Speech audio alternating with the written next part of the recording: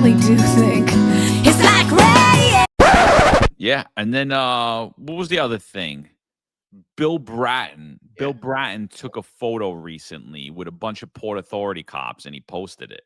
And I'll pull it up in a second. And with in the photo, he like sits there and he's telling you, well, oh, it's so weird. These guys just happen to be NYPD cops that left for Port Authority, and he's like sitting there taking a picture, smiling with it. So what did you guys think about that? Let me get that up. I forgot about that thing. Yeah. Yeah, I love that last line Bill puts in the post. He goes, ironically, all three transferred over and were from the same NYPD Academy class. He's talking to Port Authority cops, 3 cops. Ironically, they transferred over from NYPD. You know, I tried looking up the records of those cops on the 58, and I found one of them close to, I'm not sure if it's the same guy, but if it is, he came on under Bratton. And he left in 2019. Okay, so I don't know, but if I'm the former commissioner, I'm not, you know, I'm kind of not proud to take a picture to make that post, you know, because think of it, it's kind of the conditions that I put forth that kind of help push these guys out, you know. To me, it's like I'm not gonna be proud that these guys left NYPD. It's my team. It's like taking a picture when your star players, your star recruits jump to another team, and you're taking pictures with them, you know, and saying and noting that they left your team. I don't know. It's just a little. I reposted that and I said that there's just so much irony in it, and it seems like guys like Bratton are so detached from like reality. He doesn't comprehend that you know why these guys left and what may be wrong with that post there. Well, I mean, spot on. You know, I travel the entire world, and in my travels, obviously by RV or just going overseas doing cancer research seminars, I also do jujitsu wherever I'm at, anywhere in the world or anywhere in the country. And to me, one of the indicators that I use to determine if it's a good school or not is longevity. So if I look around and I see people that are higher belts and they've been in a school for 10, 15 years, I know that's a good school because they stuck around. When I see it, when I go to a school and there's all new people and there's no longevity there, that usually that's a red flag of someone that's not a solid school or issues with the leadership or management and the instructors, right? The instructors are the leadership. And usually that's exactly how it plays out. When I go to great schools, guys that are there 10, 15 years, they stay there a long time, like, oh, that's a great school. And you see the structure and you can feel it. It's the same thing here.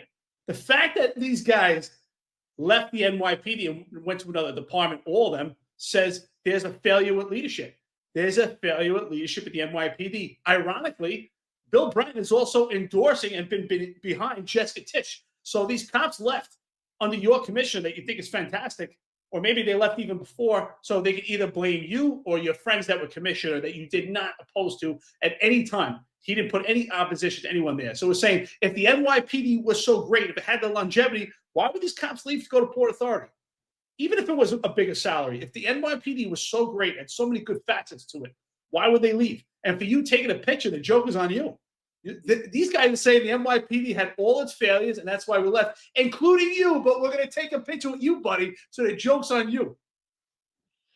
No, yeah, that's exactly what it is. He's just completely detached from reality. He's coming back from IACP in December, International Association of Police Chiefs, right? Of Chiefs of Police, excuse me. And like he has no idea what's happening because he's just coming back with more consulting contracts or whatever else, gave a few speeches. He has no idea what's happened in policing in a long time. And again, he also ran out the door under Bill de Blasio. He came in to demonize broken windows, the thing that he got credited for. And really, was it his? No, it was a couple of college professors that got there. And Jack Maple really groomed Bratton and brought him in. And Bratton just was the surfer at the time when the wave came in. I mean, Bratton's really not well, he's cracked up to me. I mean, he was just riding the wave. And so now he's completely attached from policing. He ran away from Bill de Blasio because he saw how horrendous his image was going to be. And he passed it off to another loser who was willing to do it. And then that loser passed it off to another loser. And then the chain so on continues. And now they're all at ICP patting themselves on the back. And he's taking pictures about cops that left under him. Like, it's sick. Look, Blue, E-Man K7 on 7. Blue, good friend, says nobody transfers to the NYPD, only away from the NYPD. Certainly nothing to be proud of. Maybe your boss, whom never stood up for you, was responsible for that. Huh? Bill, do you think? Then let's what Thomas says. Let's see what he says. Great comment, by the way. NYPD went to hell in the handbasket. When you were at the helm, you should have politely declined de Blasio's offer.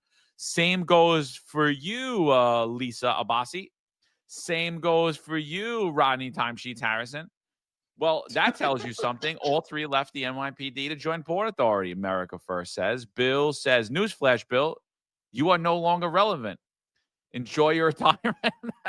And, you know, the list goes on and on and on. But, I mean, it just shows that this is what has happened in policing in the NYPD. We have leaders who are, in fact, nothing but that. They're not leaders at all. All they are is they're water boys for the politicians who are ultimately water boys for the corporate elite billionaires. And they're just talking heads. I still can't get over the op-ed that miraculously Bill Bratton just woke up one day and wrote about how crime will drop in Times Square if they put a casino in there. Yeah. Like, I didn't say sponsored on the op-ed. Like, it should have said at least sponsored. Like, this is a sponsored op-ed. Like, I stuffed my pockets with cash for writing this op-ed.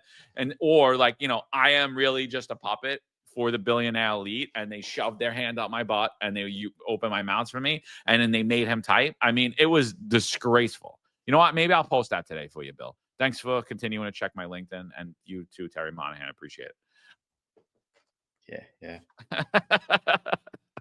Yeah, John. And you know, it's like I said before. This is Bratton 2.0. You know, he went to Hollywood, and by the way, did he get a facelift or something? I'm looking at that picture, and I'm like, at first I saw the picture, I'm like, is that Bratton still? Yeah. But anyway. He went with Sid Rosenberg. They went and got Botox in the face. Oh, that makes sense. They must have took a flight to LA together. Yeah.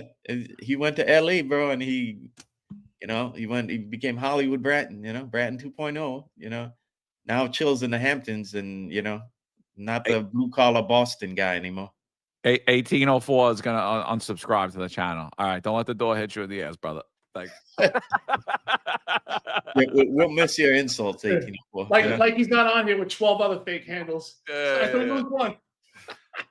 What will you do all morning if not for us? Yeah. Well, he'll be on WABC, John. He'll be on WABC. Or maybe he'll be getting his ankle massage. We don't know. You know, I just hope, honestly, the 1804 Banks, it must be tough trying to remember which ankle it is. Oh, shoot, what ankle is it again? Yeah. Oh, wrong side limp. Make sure, I think the best thing to do is take a picture and circle the ankle and write L or R so you can remember, okay, it's the left ankle. So supposedly in January, as per 1804 Banks, you know, that's it. The channel will be gone forever, right? Like, as according to 1804 Banks. And I think what he's alluding to is the national PCast, because I think someone else is going to need a job in January. Good friend of his, you know, we refer to them as the Batman and Robin team. We have Robin on right now. We'll get Batman on. And I think that they think they're going to get a podcast, and just because they're going to be backed by millionaires, that people are going to actually listen to them. They're going to have like the Sid Rosenberg syndrome. Like, look, no one's really watching us, but we're in this opportune time slot in the only station in New York City. So we'll be there. So we'll get some viewership, but nobody that really matters, and no one's going to really care, and no one's going to really listen. And still, when people want to go for NYPD news to hear what's actually happening, the politicians, the news reporters, the cops, the civilians, they'll all be coming to the Finest Unfiltered still, because at the end of the day, you're full of shit. Yeah. He's going to be on Sal. He's going to be on Sal. Hey, 1804 Banks, never a captain, Bubby. Oh, man, you got to love it. Yeah. I think the only views they're going to get is probably us. Just that a good laughter. You'll get 3 views, me, Maul, and John. That's about it. I don't know, bro. Dude, people keep sending me posts from Shell. Like, I'm like, dude, he's irrelevant. There's Easy, nothing. John Martin. John Martin. Yeah, there's nothing for me to share there. Like, there's nothing for me to weigh in on about. He's got no new ideas. He pretends as if he wasn't the chief of department. Like, it's irrelevant. Like, there's no reason for me to comment to him, to give him any relevance, or any of us. So, like, I appreciate the people that share the posts with me. I think they're funny. I get a good laugh, but I refuse to engage with them. So, like, if you tag me in it or anything, I'm just not going to engage in it, because it's honestly, the dude's completely irrelevant. He was then. It just, he tried to jump in front of politics and get in front of Eric Adams, and he wanted to make himself relevant in the conversation, and he made himself look like an idiot. And now he's got to live with it. Yeah. You'll never get any deep thoughts from him, because, again, it means it means getting outside of that bubble, and it also would mean that he would be criticizing a lot of his policies as chief of department. So yeah. It's like, well, he spent a lot of time deep throating Mayor Eric Adams his entire tenure. So now he's got to find another purpose.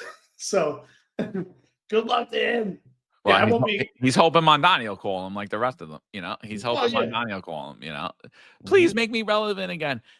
You've just watched a clip from our live episode. Click the description to watch the full episode. Like, share, and subscribe for more videos just like this.